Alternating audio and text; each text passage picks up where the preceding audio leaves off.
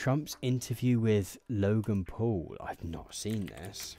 Oh, wow. I think maybe I did know this had happened. Should we watch a bit of this? I really enjoy the phrase, former President Donald Trump joins the boys. So Logan Paul has invited Donald Trump to a podcast. He has put on, pretend to name says who is Logan Paul. Logan Paul is once upon a time sort of the biggest YouTube. I guess at one point he was maybe the biggest Vine. I don't know what the phrase for someone who uploads stuff to Vine was. He was then at one point probably the biggest YouTuber. He did lots of daily vlogging and was like kind of like a bad boy and did pranks and was kind of like really annoying. He then had a controversy based about the fact that he went to Japan and was kind of irritating generally, but then filmed a forest, which is associated with at least with people going to commit suicide. And he filmed a body and uploaded it to YouTube. And then has kind of tried to carve himself out a redemption arc by doing lots of boxing. So sort of YouTuber boxing is something that sort of KSI, he had a sort of big couple of fights with KSI, which was the kind of thing that threw that kind of trend into the stratosphere. And these days he has a podcast called Impulsive. He has turned his mind to political interviewing. I don't know how this even happened, Scapula Freon. I mean, I don't know. It feels like, I guess Bernie went on Joe Rogan, right? Did Obama do like Hot Ones or something? I swear politicians have done that. Like, I feel like politicians are, like do these sort of like slightly funner interviews. I think it was for you guys. Oh, no way. We got gifts. Oh, nice. Sell for a lot of money this thing. Oh, no way. Thank you, President. We got this. Just split it up. Here's amazing. For you. This is Is this your mugshot? Yeah, can you believe it? You're a gangster. This is what we're reduced to.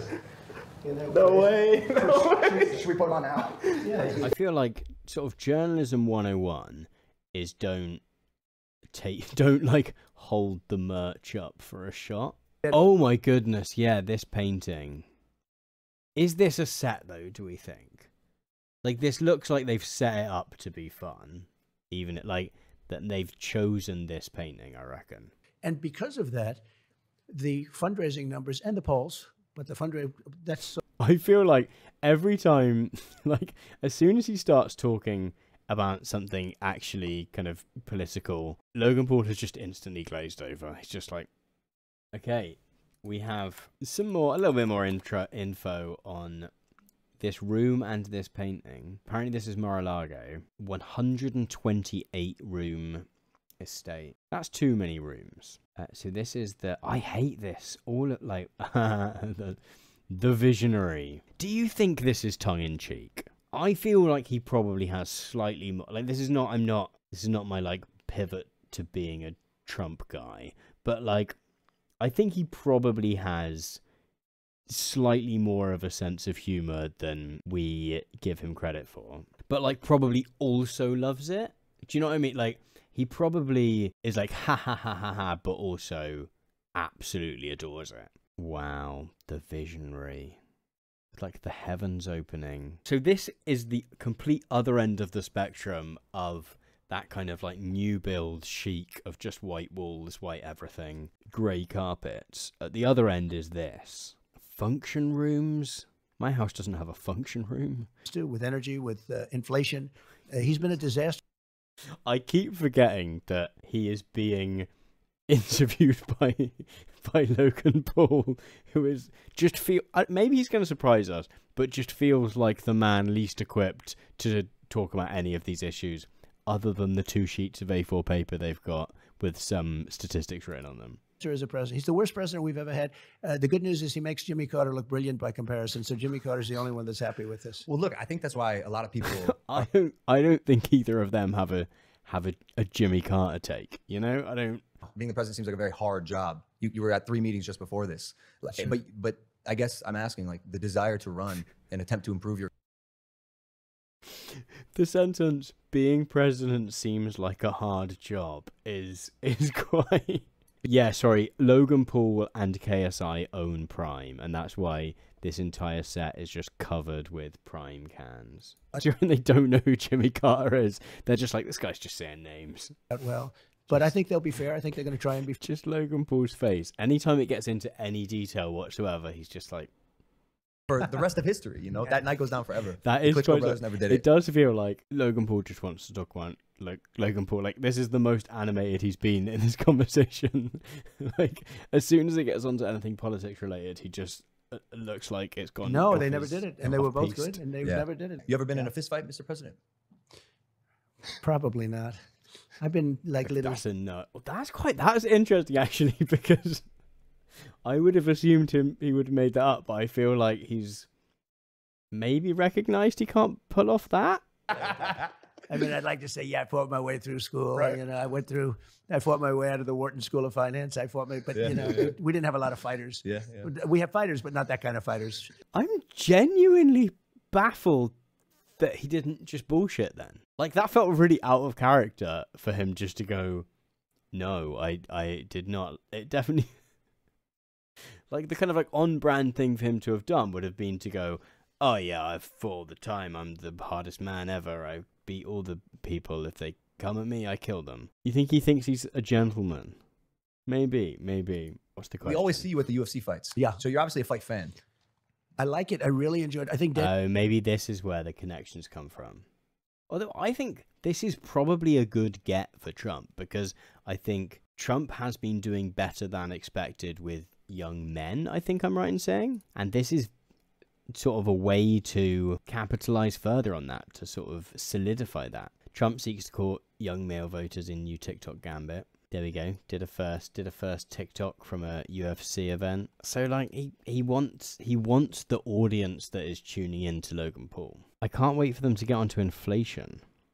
Or they're going to talk about the Ukraine war. Shortly they're going to talk about Gaza. Oh wow. Sorry.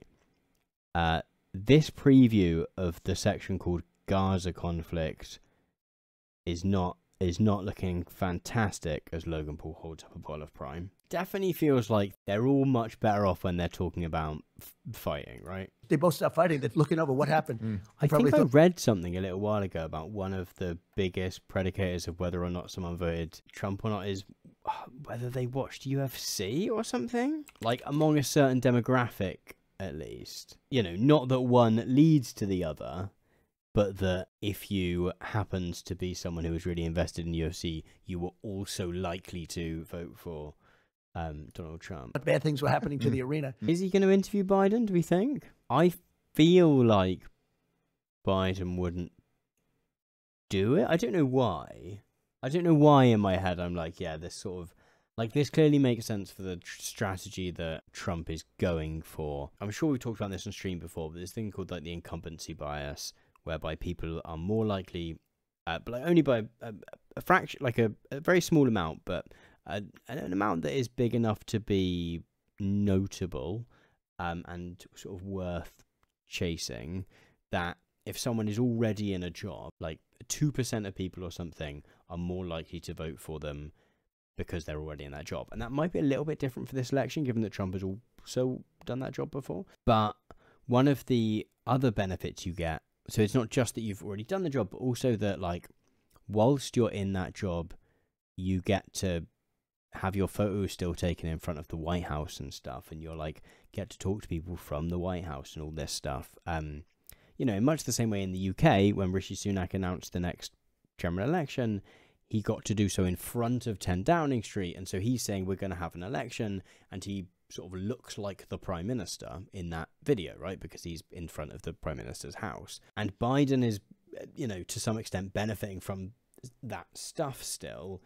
And if he goes and does an interview with Logan Paul, it probably doesn't look very presidential, right? And he therefore loses some of that benefit, particularly given that his campaign seems to be one that he's running based on a kind of, you know, accruing a kind of atmosphere of, you know, stability. Donald Trump is chaos and I am kind of like order and stability. started no wars. I wasn't in any wars. Now that I don't know how you may feel about that because you're a warrior, right? Because all fighters, and you're a real fighter, by the way. It's not good. It's not good. I don't shy away from conflict. My fiance has a problem with it. Yeah. It's not good. You're much more diplomatic than I probably would be. I don't even necessarily think that he's intentionally kind of like fluffing him, like in terms of like Logan Paul. I don't think he's like necessarily I just don't think he maybe has the instinct to be like, I'm gonna really criticize him. But maybe I'm wrong. It was very interesting though. So Khabib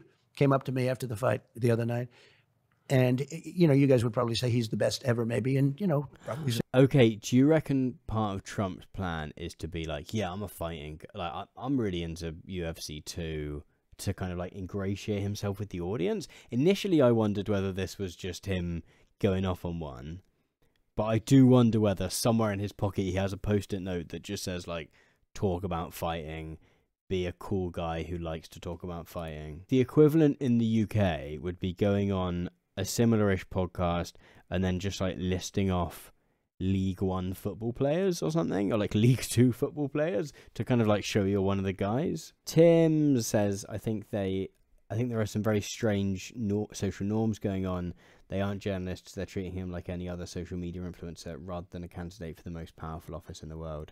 Like, yeah, I think there is something interesting about, like, I continue to find this phenomenon in which we have these kind of like influencer journalists really, really interesting, right? Because it does, in this context, they are kind of presenting themselves as at least adjacent to being political journalists, right? There are others out there who 100% present themselves as that, and yet still find themselves in that crossing over point between sort of traditional journalism with all its various kind of ethical codes and whatnot, whether or not the kind of like ideal of journalism is kept to, and this slightly more influencer world where there just is no sense of those norms, even if those kind of ideals are like broken all the time in traditional journalism. They sort of at least exist.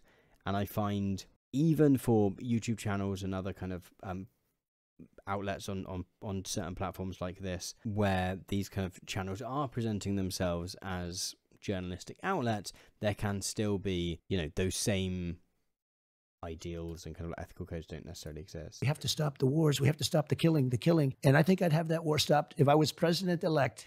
Right after the election, if I win, I will get that war stopped. I'll get it stopped fast before I get to office. If it's not stopped before then. Talking about Russia, Ukraine. I'm talking about Russia, Ukraine. We'll get it stopped. I mean, let's keep an eye on that one.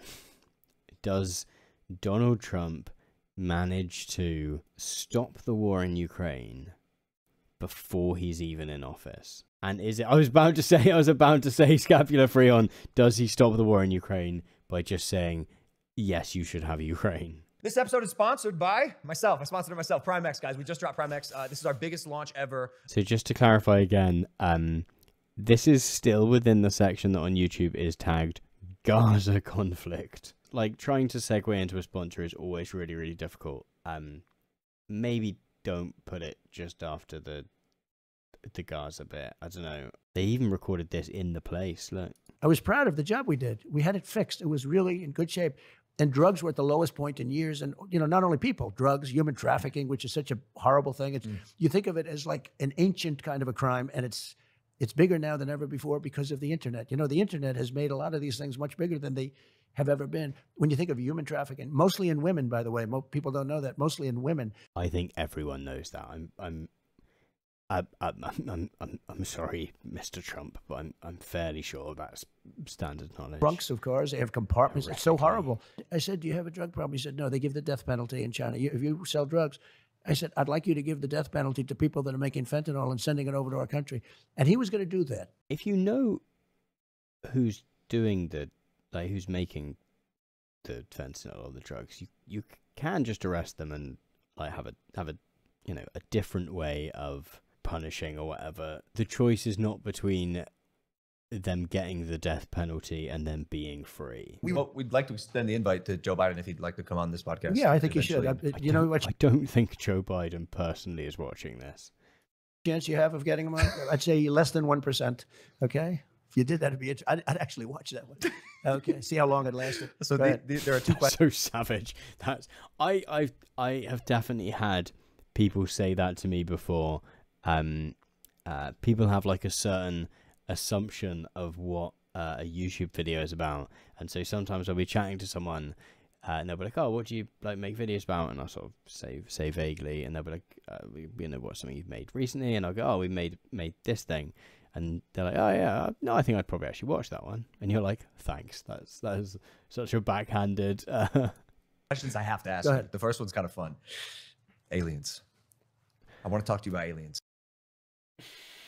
We had the one good question, and then it's just back to like aliens. He does not mean illegal aliens. He means extraterrestrial beings. It would have been quite funny if he'd have asked him about aliens in the sense of extraterrestrials, and he'd have just gone off on a. Would that have been funny? I don't know if that would be funny. It would have been horrible, but It's one of, I think it's maybe the #1 tourist attraction in the United States. Roswell? Yeah, Yeah. Roswell. I think it's the #1. It's the lines of people. this is genuinely giving me the sense that they didn't show him the aliens papers. You know, like the, or maybe that he just never went to see them. But like he's definitely talking like he genuinely doesn't know if there's aliens or not or whatever. And, it makes sense that there could be. I've never been convinced, even despite. Like, this is not a guy who is talking that he's seen the papers and then is like, yes, there is definitely aliens. He's just like, hey, yeah. Maybe he just never looked at those papers. Maybe it just never took his interest. What do you think the government's role in enabling, protecting, or governing AI should be in general? Should this superpower become what we believe it probably will be? Well, it is a superpower. It's and at least a question. you want to be right at the beginning of it. But That is the closest Logan Paul has come to asking like a genuinely sort of journalistic question in this interview. And like he's clearly bought into the AI hype, but at least it is a question about an actual thing and what his response as president would be. scary. In particular, in one way, if you're the president of the United States and you announce that 13 missiles have been sent to, let's not use the name of a country, we've just sent 13 nuclear missiles heading to somewhere, and they will hit their targets in 12 minutes and 59. That feels like the kind of thing you say when you've previously done that and said a country and someone was like, please don't do that. Please don't do that. But anyway, it's good. It's a good thing that he's now said most of that sentence, and therefore someone can feed that straight into a deep fake machine. It's interesting. He just clearly knows something about it. Although, for clarity for everyone who's just joined us, he was saying that he had been to San Francisco to talk to people about AI, like the day before or something.